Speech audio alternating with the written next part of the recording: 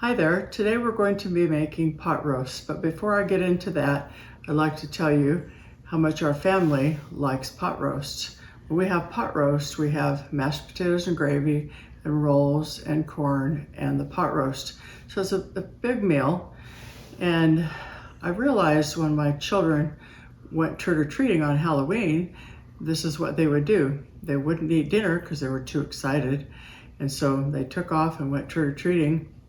And along the way, they would eat some of their candy. And then when they got home, they were kind of sick. And then they went to bed. So one year I decided, I think I'm going to make them a big meal, just like I do when I have pot roast. So I made them a pot roast meal and had them eat it early before they went. And they did not feel like having any candy that night at all. All they did when they got home was pour out their candy and trade it like they usually do. And they went to bed and nobody had any stomach aches. So that's my story about how our family loves the pot roast dinner. So when choosing the meat, I usually like to choose something with fat on it. And don't be afraid to have the fat, because that is what makes the gravy taste good. So I'm making a pot roast. And years ago, I took a class from a butcher who showed us the best way to make a pot roast and the best way to select one. And he said the best thing to do is to find a big piece of, this is a chuck roast, and sometimes it'll say shoulder claw chuck roast or one of those, but it has a layer of fat on top of it. And I went to the store the other day. They're hard to find. Everybody wants just to see no fat on it.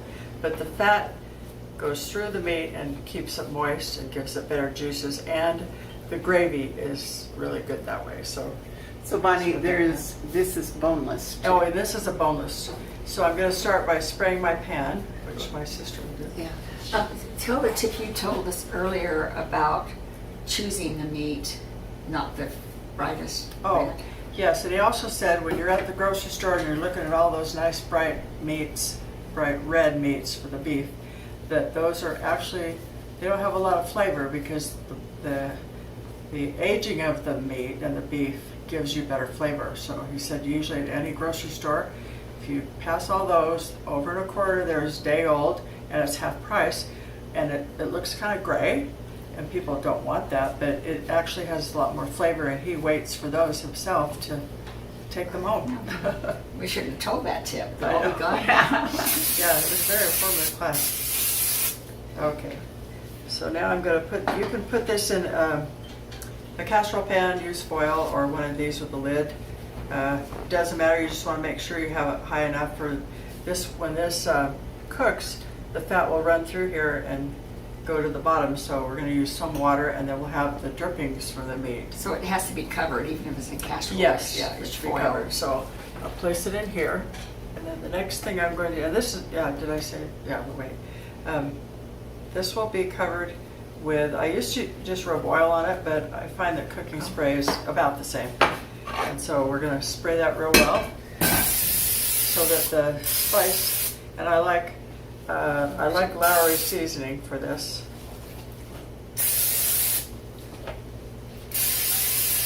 Okay, so that's good. Just half of this. So after you put either oil or Pam on the meat, then you put the Lowry season on. Yes, then you And the oil is helping it stick The on. oil will help Okay. it stick quite a bit. And if it gets in their pan, it won't matter, because it flavors the gravy, and we don't ever have to put salt in the gravy because it has this nice spice Plenty in it. Yeah. Do you ever have too much salt, or is it? I don't think we ever have. No. So, okay, this is next? Yeah. And, So you don't measure, you just go by look? yeah. So would you say it's well coated with Lowry's? Yeah. And Okay. it's, I think it may be 1 to 2 tablespoons, depending on the size of your Well, roast. this looks like two So that tablespoons, looks two like- teaspoons for all these, maybe. Is that per side, 1 to Um, 2 tablespoons? Oh, yeah, that might be a good way to measure it, but per side, because Is that enough or more? More. Or on the top, quite a bit on the top. I'd say the top has the most, that's good. Okay. And then just pat it in here. Here's some on the sides. So And not as much on the sides because I think some of it already went in. the oil, the Lowry's, and then pat it on. Yeah. Okay. Okay. On that side. Move your hand when we get. Oh, Yeah. just throw it at it. Yeah, there it goes. Okay. Let me get you over here. About like that. Yeah, that's good. You're We're good, Ron? gonna do the bottom. Oh, yeah, and then this other side. Oh, that's it. Yeah.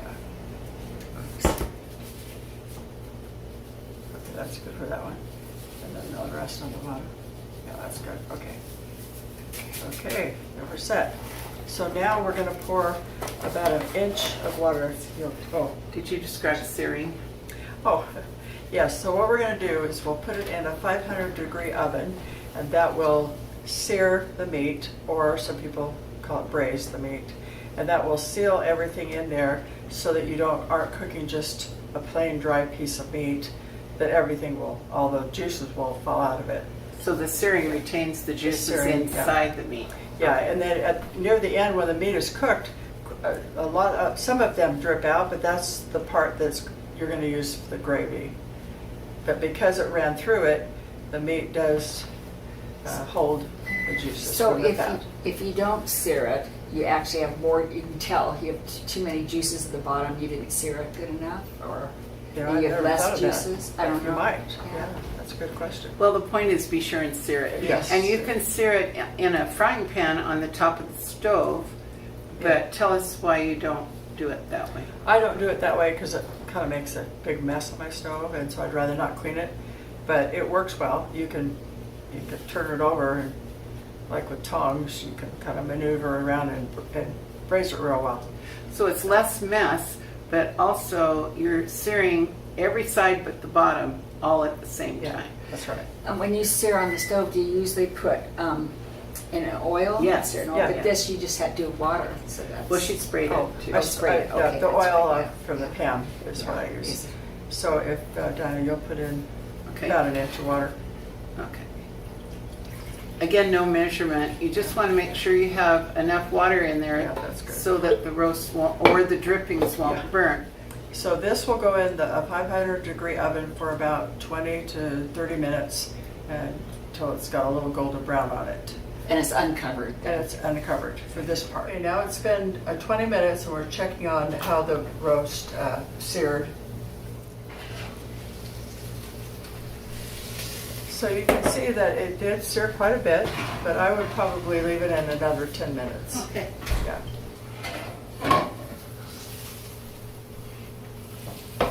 That's been 30 minutes, and if you wanted it more, you could do 40. Yeah, but Okay. I think we'll be okay with this. Yeah. That's what we usually do. Yeah. And then, could you tip that? Oh, well. Well- I wanted to show them how much water. Yeah, there's about this much water. Yeah, some of it was. And so we're going to bring it to about this much, about 1 inch. That's good. Okay, Okay, and then we'll. now we're going to set this down to 275. 275. At this point, you cover it. Yeah. It's behind Chuck.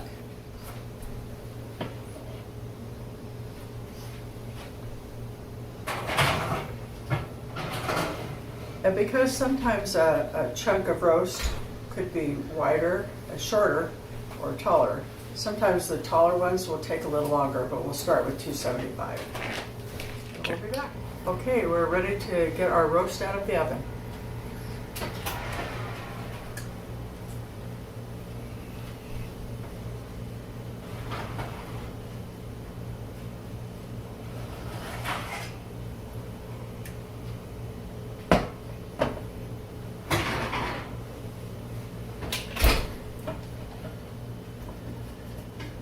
Do it? Okay.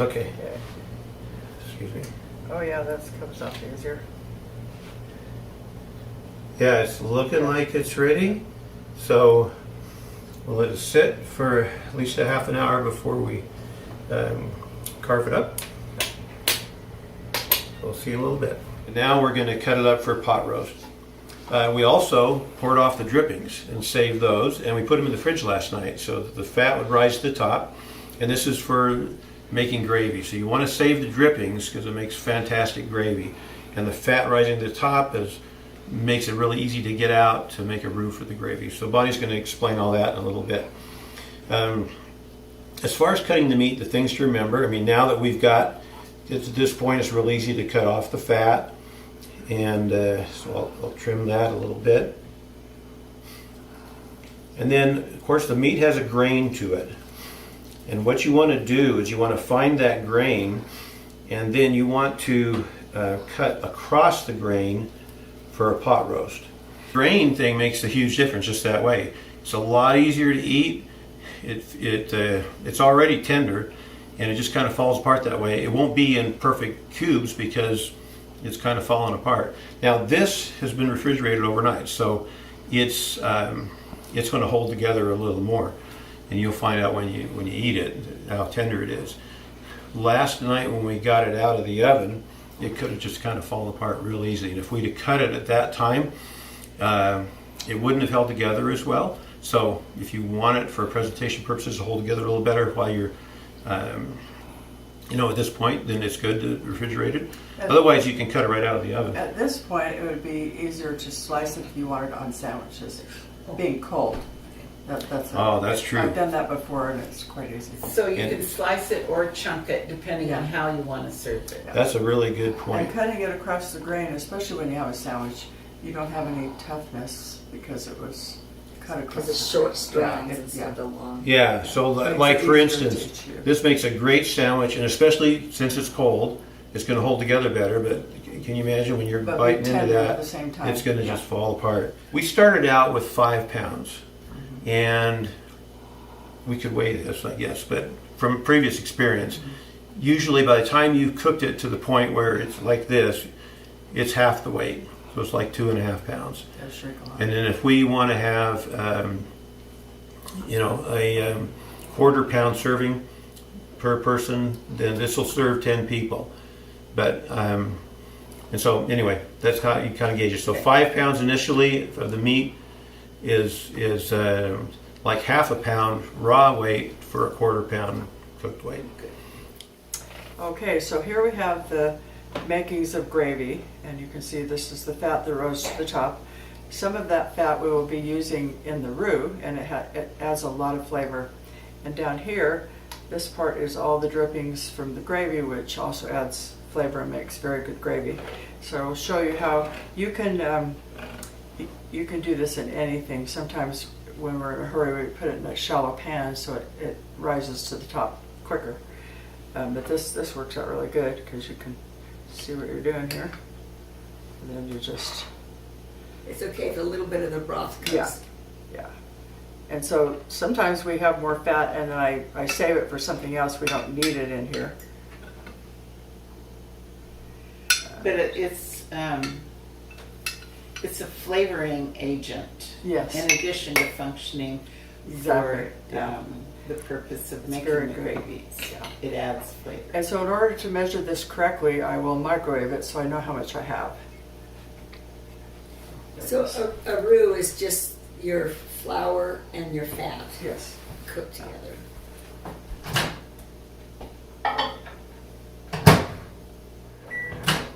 Okay, that's good. Stir the rest. Wow, that's really solid. Okay, I have a half cup.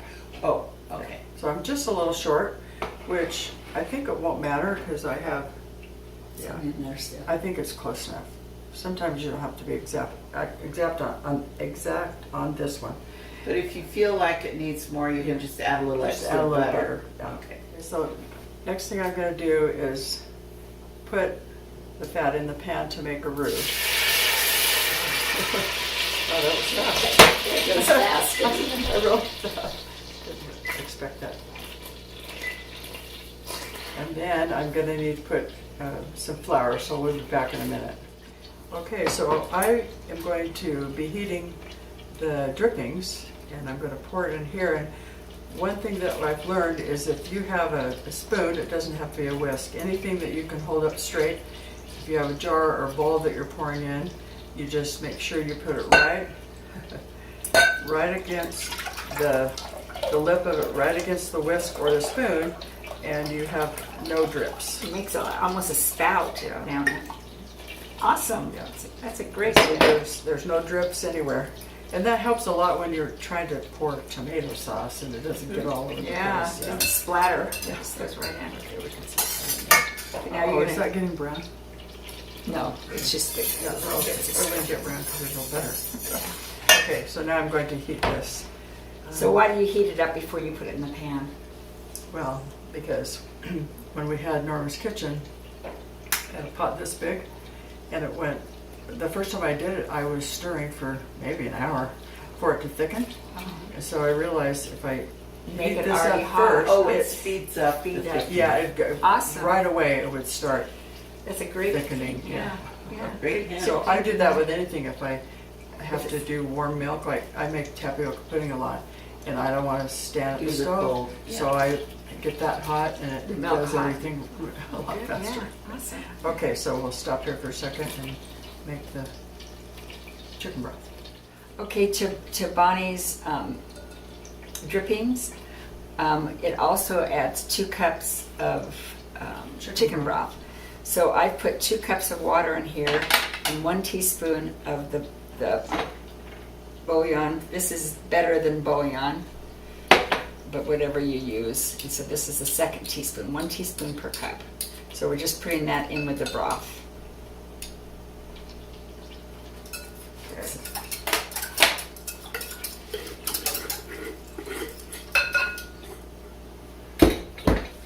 So now I'm going to heat this up.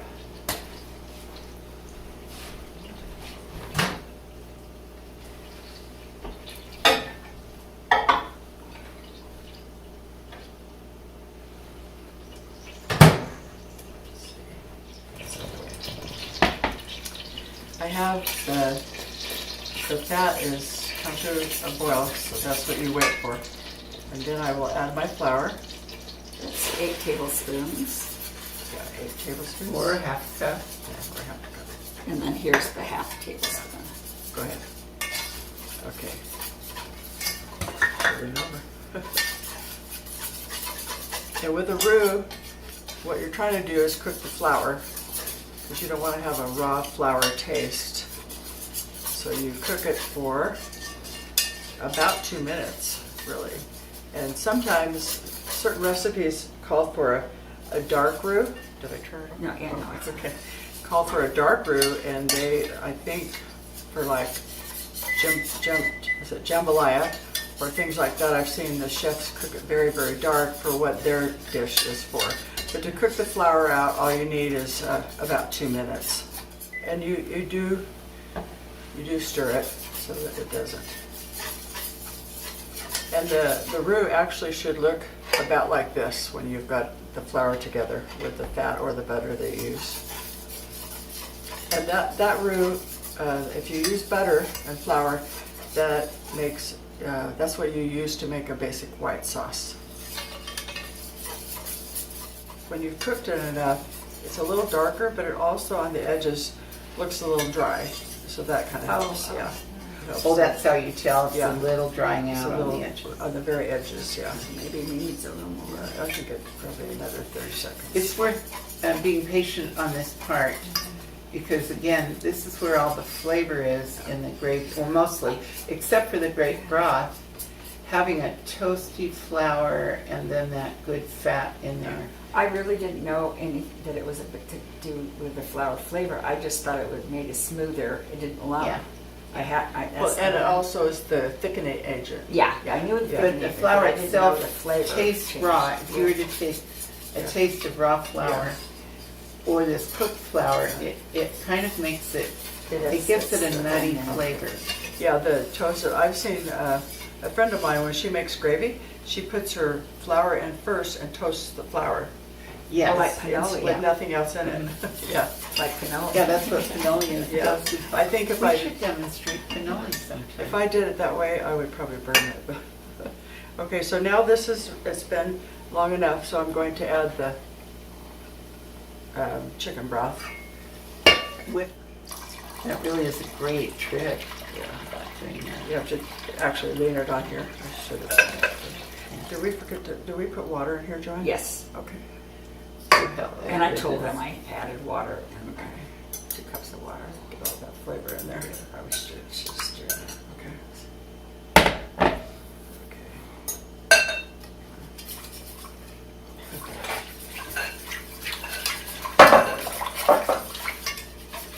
Okay, so it's beginning to look a little different now.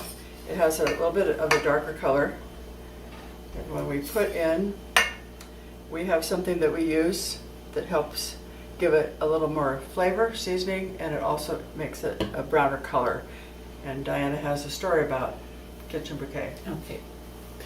We've used Kitchen Bouquet for years to make gravy look more appetizing. And one time our grandmother was visiting me and I was trying to impress her. I was newly married and I wanted the meal to be perfect.